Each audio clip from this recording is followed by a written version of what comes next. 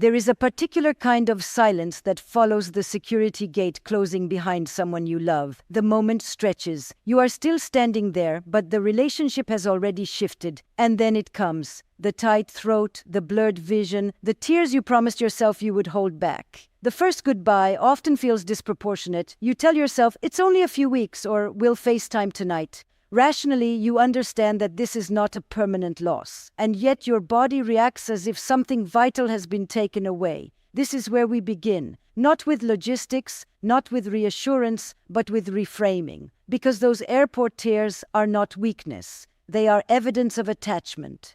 We live in a culture that subtly equates emotional composure with strength. The less you cry, the more evolved you must be. The less affected you appear, the more independent you seem. But psychologically, the opposite is often true. To grieve separation is to acknowledge that someone matters. Attachment theory teaches us that human beings are wired for connection. From infancy, proximity equals safety. When someone we are bonded to leaves, even temporarily, the nervous system registers a disruption. The body does not negotiate with flight schedules. It responds to absence. So when you feel that wave of panic or sadness at the airport, what you are experiencing is not regression, it is biology intertwined with love. The problem is not the tears. The problem is the meaning we assign to them. We tell ourselves, I shouldn't be this upset. Why am I acting like this? Maybe I'm too dependent. And in that moment, instead of allowing the grief to move through us, we turn it into self-criticism. But what if we asked a different question? What if, instead of, why am I so emotional, we asked, what does this say about the depth of this bond? Love creates imprint, shared routines, shared spaces, shared rhythms. When that rhythm is interrupted, even temporarily, there is disorientation. The first goodbye is particularly intense because it is unpracticed. You have no evidence yet that you can survive it. It is the shock of unfamiliar separation, and shock amplifies emotion. There is also something existential about the first goodbye. It confronts us with impermanence. Even if the separation is short, it reminds us that we cannot freeze time, that love does not protect us from distance, that connection requires resilience. Philosophically, this is the paradox of intimacy. The more deeply we love, the more vulnerable we become to absence. The richer the bond, the sharper the ache when it stretches. But vulnerability is not weakness, it is investment.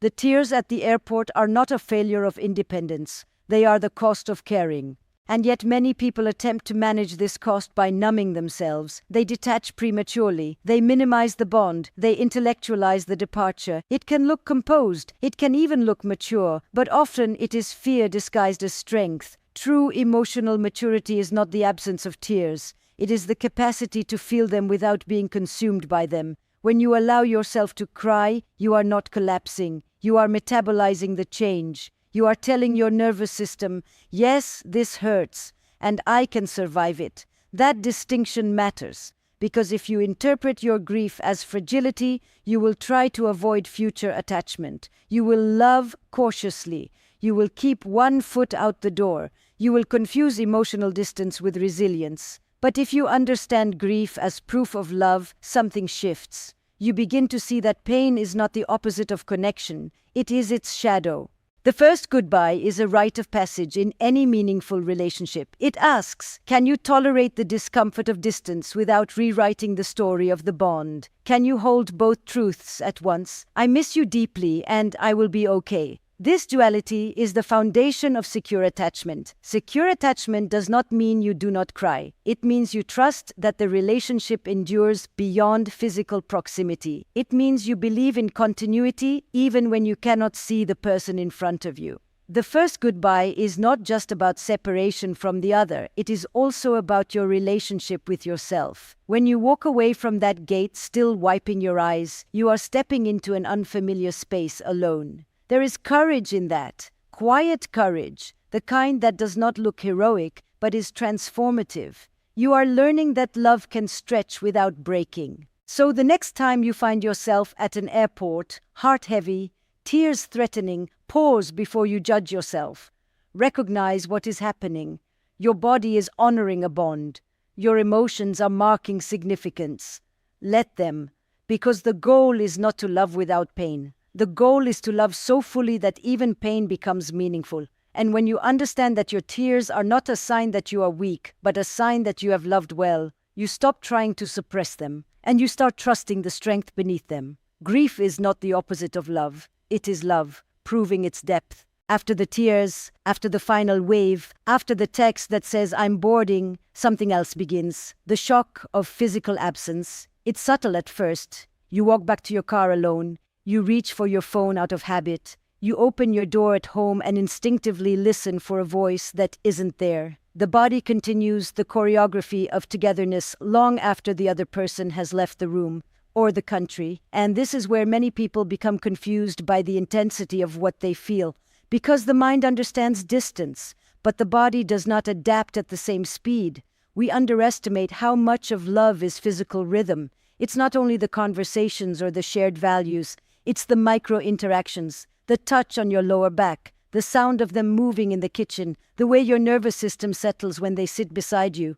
Proximity regulates us. When someone we are attached to is physically near, our bodies synchronize, heart rates calm, cortisol lowers. There is a physiological co-regulation happening beneath awareness. We borrow steadiness from each other. So when that person leaves, even temporarily, the nervous system experiences a disruption, not symbolic, biological. This is why the first few nights feel the hardest. The bed feels larger. Sleep becomes lighter. You wake up disoriented. The absence is not just emotional, it is sensory. And here's the crucial piece. Your reaction is not dramatic. It is adaptive. From an evolutionary perspective, separation from attachment figures once meant danger. Being alone increased vulnerability. So the brain developed alarm systems. Longing, anxiety, restlessness. These are not character flaws. They are signals designed to pull us back toward connection. But in modern relationships, especially long-distance or transitional ones, we cannot immediately close the gap. So we are left with the alarm, but without the quick resolution. This is the shock. It's the space between "I miss you" and "you'll be back soon." It's the nervous system searching for a body that is no longer within reach. And if we don't understand this, we often misinterpret it. We tell ourselves the relationship must be unhealthy because the separation feels unbearable. Or we conclude we are too dependent. Or we begin to question the sustainability of the bond. But intensity does not automatically equal dysfunction. Sometimes it simply reflects how intertwined your daily lives have become. The first goodbye is especially destabilizing because it disrupts routine. Shared rituals, morning coffee together, evening calls, spontaneous errands disappear overnight. And routine is profoundly stabilizing. It gives structure to attachment. Without it, time feels different, slower, emptier. You may find yourself checking your phone more frequently, replaying memories, imagining what they are doing at that exact moment. This is not obsession. It is the psyche attempting to maintain continuity. We are meaning-making creatures. When physical presence is removed, the mind compensates with imagination. The danger arises when imagination turns against us, when we catastrophize, when we create narratives of drifting apart, when silence becomes evidence of fading love. But often, what we are reacting to is simply unfamiliar space. There is also an identity component to physical absence. In close relationships, we unconsciously build a we. Decisions are made with the other in mind. Daily experiences are shared reflexively. When that person leaves, even temporarily, the we feels suspended. You are returned to a singular I, and that transition can feel jarring. Not because you have lost yourself, but because you are recalibrating. You are learning to hold connection internally rather than externally. This is a sophisticated emotional task. It requires tolerating longing without demanding immediate relief. It requires recognizing that missing someone is not an emergency. It requires allowing the body time to adjust. One of the most compassionate things you can do in this phase is normalize your experience. Say to yourself, "Of course this feels strange. My body is used to their presence." Instead of resisting the discomfort, observe it. Notice how it rises in waves, how it softens when you engage in your own routines, how connection can still be felt through memory, through voice, through intention. Distance does not erase imprint. And here is something powerful. The shock of absence can clarify depth. When someone is constantly present, we can take their steadiness for granted. When they leave, we become aware of how much they anchor us, not in a dependent way, but in a relational way. This awareness can deepen gratitude, but only if we resist the impulse to panic. The first separation teaches us something fundamental about love. Connection is not solely sustained by proximity. It is sustained by trust. Trust that the bond persists beyond physical touch. Trust that silence does not equal abandonment. Trust that longing can coexist with stability. The body may need time to learn this, so be patient with it. Let the nights feel different for a while. Let the apartment feel quieter. Let the ache come without interpreting it as a sign that something is wrong. Because often nothing is wrong. Something is simply stretching. The shock of physical absence is not a verdict on your relationship. It is the nervous system adjusting to space. And when you understand that, you stop fighting the sensation and start building resilience within it. You begin to see that you can miss someone deeply and still remain grounded. You can feel the void and not fall into it. Absence does not mean loss. It means love, learning to breathe across distance. And when you allow your body to adapt instead of demanding that it instantly detach, you discover something extraordinary. You are capable of holding connection, even when the seat beside you is empty. And then, something unexpected begins to happen. The ache softens, not because you love them less, but because you are adjusting. You wake up one morning and realize you slept through the night. You go through a full day without counting the hours until the next call. You laugh, fully present, in a moment that has nothing to do with them. This is not disconnection. This is expansion. The first goodbye feels like loss. But if you stay with it long enough, without dramatizing it, without numbing it, it becomes something else. It becomes a rite of passage. Every meaningful relationship must eventually confront distance, physical distance, emotional distance, transitional distance, new jobs, new cities, new phases of life. The airport goodbye is simply the most visible symbol of a much larger truth. Love cannot be sustained by proximity alone. And here is the deeper invitation of that first separation. It forces you to meet yourself again. When you are constantly in the presence of someone you love, there is a beautiful merging that happens. Shared routines, shared references, shared identity. But in that merging, parts of you can quietly go dormant. Not lost, just quiet. Distance reawakens them. You rediscover your independent rhythm. The way you spend your evenings, the way you make decisions without immediate consultation, the hobbies you once postponed, the friendships you neglected because time felt limited. At first, this independence can feel like betrayal. How can I enjoy myself when I miss them? But this is a false conflict. You are allowed to miss someone and still experience joy. In fact, your capacity to remain vibrant while they are away strengthens the relationship. Because love is not meant to replace your life. It is meant to enhance it. The first goodbye teaches you that you are not half of a whole. You are whole, choosing connection. And that distinction changes everything. When separation becomes an opportunity for self-expansion rather than self-contraction, something stabilizes. You stop measuring the relationship solely by closeness. You begin measuring it by resilience. Resilience is not dramatic. It is subtle. It shows up in the way you structure your days, in the way you maintain routines, in the way you invest in your own growth, even when the person you love is not physically witnessing it. There is also a profound shift in perspective that distance offers. When someone is constantly present, it is easy to focus on small irritations, habits, tone, timing. But absence sharpens appreciation. You begin to remember what drew you to them, the qualities you admire, the comfort you feel in their presence. Distance, paradoxically, can clarify commitment, not through fear of losing them, but through conscious recognition of their value. And yet this only happens if you approach separation intentionally. If you frame distance as abandonment, you will cling. If you frame it as punishment, you will resent. But if you frame it as growth, you will transform. Growth does not mean the absence of longing. It means allowing longing to coexist with forward movement. You can build, create, explore, deepen friendships, advance in your work, all while loving someone who is temporarily elsewhere. In fact, the relationship often benefits when both partners return having evolved. There is new energy, new stories, new insights. The reunion is not just relief, it is enrichment. The first goodbye is terrifying because it introduces uncertainty. You have no lived proof yet that you can endure it. But once you do, once you survive the tears, the empty bed, the quiet apartment, something profound happens internally. You trust yourself more. You realize you can feel deeply without collapsing.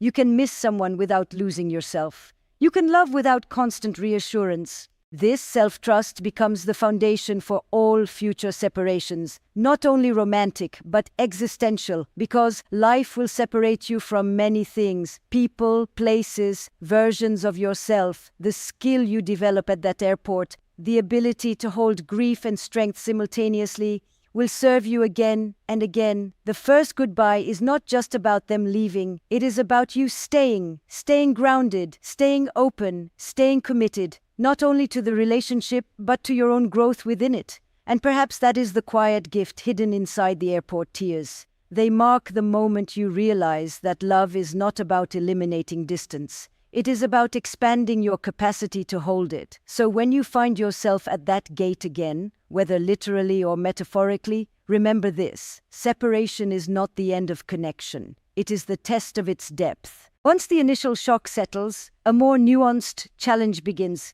It is no longer just about missing them, it is about how you miss them. This is where many relationships are quietly tested, not by distance itself, but by how each person manages it. There is a delicate balance between holding on and holding yourself. When someone we love leaves, especially for the first time, the instinct is to close the gap in any way possible. More texts, longer calls, constant updates, a running commentary of the day. It feels reassuring. It feels like maintenance. And sometimes it is. But sometimes it becomes something else. It becomes a way to manage anxiety rather than to nurture connection. There is a difference. Connection is intentional. Clinging is reactive. When we cling, we are not asking, "How are you?" We are asking, "Are we okay?" When we over-communicate from a place of fear, we are not strengthening the bond. We are trying to soothe our own uncertainty. And here is the paradox. The more we attempt to eliminate all distance, the more we risk creating emotional pressure. Healthy attachment allows space, not indifference, not detachment, space. Space for each person to continue living, to accumulate experiences, to grow individually while remaining relationally connected. This is where the first goodbye becomes a psychological initiation. It asks both partners, can we stay emotionally close without constant physical or digital proximity? Because love cannot survive on surveillance. It survives on trust. Trust is not built by frequency of contact. It is built by consistency of intention. You can speak once a day and feel deeply secure. You can speak 10 times a day and still feel uneasy. The variable is not quantity. It is the emotional tone underneath it. Secure connection during separation sounds like this: I miss you. I'm excited to tell you about my day. I'm also continuing to live my life fully. Insecure connection often sounds like this: if you don't respond quickly, I spiral. If you are busy, I interpret it as withdrawal. If you enjoy your independence, I feel threatened. Distance magnifies attachment patterns. If someone leans anxious, separation can activate fears of abandonment. If someone leans avoidant, separation can feel relieving, even too relieving, creating imbalance. Neither reaction is inherently wrong, but they must be acknowledged. Because what distance truly exposes is not the strength of the love, but the structure of the attachment. And this is an opportunity. Instead of using the separation to demand reassurance, you can use it to build self-soothing capacity. Instead of monitoring their availability, you can strengthen your own internal stability. Ask yourself, when I feel the urge to reach out, what am I actually needing? Is it connection, or is it reassurance that I still matter? And if it is reassurance, can I offer some of that to myself first? This is not about emotional independence in the rigid sense. It is about emotional responsibility. Love thrives when two whole people choose each other, not when two incomplete selves attempt to merge to eliminate discomfort. Holding connection without clinging means tolerating the reality that your partner has a life outside of you, that they will have moments you are not part of, conversations you do not hear, experiences you do not share in real time, and that does not diminish the bond. In fact, it can enrich it, because when you both continue to grow individually, you return to each other with stories, with evolution, with expanded perspective. Desire itself requires a degree of separateness. When there is no space, there is no curiosity. When there is no autonomy, there is no mystery. Distance, when handled consciously, can reintroduce both, but only if we resist the urge to collapse it entirely. There is also courage in allowing your partner to miss you. We often rush to fill silence because we are uncomfortable with longing. But longing has value. It intensifies appreciation. It sharpens awareness. It reminds us that presence is precious. If you eliminate every gap instantly, you eliminate the space where longing grows. And longing, in healthy relationships, is not a threat. It is a testament. This balance requires communication, not constant but intentional. It means discussing expectations openly. How often will we speak? What feels supportive rather than suffocating? How do we handle moments when one person is busier than the other?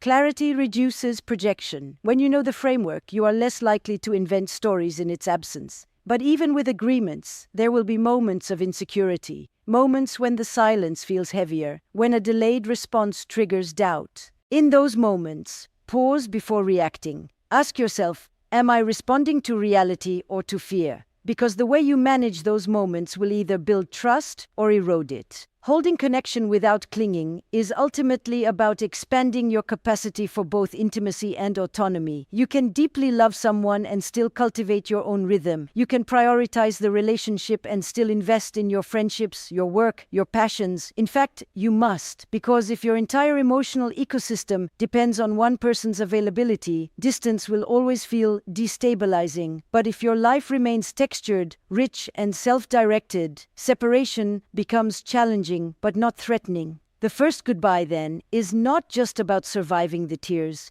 It is about redefining closeness. It is about discovering that love does not require constant access to remain real. And when you learn to hold someone in your heart without gripping them in your hands, something extraordinary happens. You replace fear with trust. And trust is the only bridge that can truly carry love across distance. And if you can let distance grow you instead of shrink you, then goodbye is no longer something you merely survive. It becomes something that strengthens the very love you are afraid of losing. Love that can stretch without breaking is love that endures. And endurance, not proximity, is the true measure of intimacy.